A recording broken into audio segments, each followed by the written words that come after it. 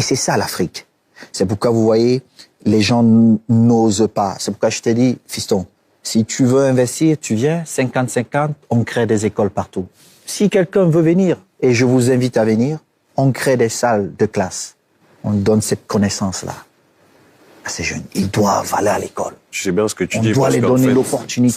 Ça montre tout simplement que l'objectif principal que tu as, c'est de transmettre. C'est de transmettre et de faire en sorte que l'Afrique évolue. Mais l'Afrique doit évoluer. Je n'attaquais personne, je ne disais que la vérité. Quand tu es ce joueur-là, quand tu rentres, c'est pourquoi la différence entre le grand joueur et le bon joueur, il est là. Le grand joueur, à chaque rencontre, c'est lui qui doit décider. Le bon joueur, c'est peut-être mon jour aujourd'hui. Non. Moi, quand j'arrivais, je disais à Ronaldinho, aujourd'hui, je marque 2. Ouais, tu marquais 3. Ouais, j'arrivais. Et je vais te raconter autre chose. À l'Inter, une fois, je devais venir faire la fête à Paris avec des potes. Et j'ai dit à Leonardo, qui était mon entraîneur, je lui ai dit, écoute, Léo, l'Inaté fait à telle heure. À la 45e minute, j'aurais déjà marqué 3 buts. Débrouille-toi, vous allez défendre. 38e minute, j'avais déjà mis 3. À Léo? Léo, il était mon coach. J'arrivais, à l'époque, on était dans une équipe remplie de grands joueurs. Et tu sais, il y a beaucoup de personnes, les égos, tout ça. Mais même entre vous, les grands joueurs, il y a certains qui ont ce doute avant le match, qui réfléchissent, qui se disent, mais qui appréhendent. Mais ça, c'est un travail d'équipe. Seul, tu peux pas y arriver à ça. Non, mais le continent, il est vaste. Même avec 2 personnes, tu arrives. Moi, j'ai pas d'heure. Hein. J'appelle mon secrétaire à 4 heures du matin. Je lui dis, écoute, hey, monsieur, tu ne m'as pas envoyé tel papier. Qu'est-ce qui se passe? Explique-moi. Président, je dors. Je dis, mais moi, je dors pas. Pourquoi? On doit travailler tout le temps. Mais quand vous lisez, ils se contredisent à chaque fois. Et ça, c'est très dangereux. D'autres souffrent de ça. Parfois, des gens me disent, mais comment tu fais pour supporter tout ça? Mais parce que je sais où est la vérité. Tu n'as jamais eu envie de tout abandonner? Non, par exemple, évidemment, parfois tu as envie. Évidemment, plusieurs fois, j'ai envie d'abandonner. Et qu'est-ce qui te donne toujours envie de continuer? C'est pas ce que les autres disent qui peut me faire abandonner. Moi, le seul fait que je viens et que sur 600 ou 700 footballeurs que nous gérons, et que 2 me disent on reçoit correctement nos salaires. Parce que nous sommes partis de 0 à quelque chose. Parce que avant qu'on arrive à la fédération, c'était un groupe de potes qui gérait le football, qui se faisait de l'argent. J'ai dit non, je suis footballeur. Je rentre dans ce monde politique, de gestion, il faut apporter autre chose. T'es le mieux placé pour savoir. Mais tu ne fais pas pour toi, c'est ça qu'il faut. Mais moi, j'ai pas de salaire à la fédération. Voilà. Tu touches pas de salaire à la fédération? Je n'en ai pas besoin. Et souvent, quand c'est difficile, je prends de ma poche, je mets dedans. Mais ça, les gens ne le savent pas. Mais j'ai pas besoin de dire aux autres. Oui, mais c'est important que les gens le sachent pour que ça change aussi peut-être l'image que les gens ont de toi. Je n'ai pas besoin de changer mon image. T'as pas besoin de ça. J'ai pas besoin de ça. Le grand joueur et le bon joueur, il est là. Le grand joueur, à chaque rencontre, c'est lui qui doit décider. Le bon joueur, c'est peut-être mon jour aujourd'hui. Non. Moi, quand j'arrivais, je disais à Ronaldinho, aujourd'hui, je marque 2.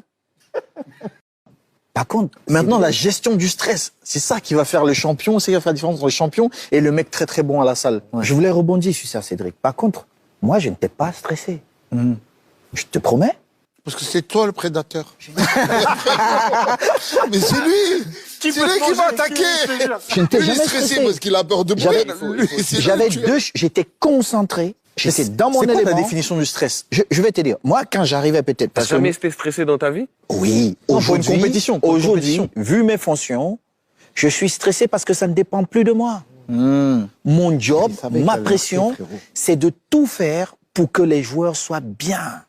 Ma pression, c'est de savoir qu'ils doivent voyager dans des meilleures conditions. Ils doivent dormir dans les meilleures conditions. Qu'il n'y ait pas de problème de prime. Coordonner toutes les équipes. Donc souvent, je suis dans les gradins, comme président, mais je perds 2 kilos. Mais je transpire. Parce que ça ne dépend plus de moi. Mais ce stress-là, tu l'avais pas en tant que joueur? Quand je jouais, non. Parce que ça dépendait de moi. Je vais te dire, j'arrive au vestiaire. Tu connais Kofi Olomide? Mon fidèle compagnon. Très bel artiste. J'avais ma Kouloulé. Voilà. L'Éternel est mon berger, je ne manquerai de Je ne rien. manquerai de rien. Je prie, je commence à me préparer. J'avais 50 minutes avant de sortir et je faisais la même chose tout le temps. Même chose. Je me prépare, je vais à l'échauffement, je reviens et j'étais toujours le dernier à parler. Il dit, les gars, non, ne vous inquiétez pas. Avant la 10e minute, je vais marquer. Et par rapport à ça, Samuel, est-ce qu'il y a un défenseur dans ta carrière où tu savais que tu allais avoir des difficultés contre lui? J'en ai eu. Mais Tu veux pas nous donner le nom? non, je vais vous donner le nom. Maldini. Carnavaro, c'était quelqu'un de très rapide et qui aimait anticiper. Donc, il te causait du stress avant les matchs si tu jouais contre lui? Pas stressé. Mais tu savais qu'il y avait... Je me réadaptais à une autre façon de jouer. Je savais que il aime bien anticiper. Les 4-5 premiers ballons, je reste le Samuel Eto'o que lui, connaît. il a vu les vidéos et tout ça.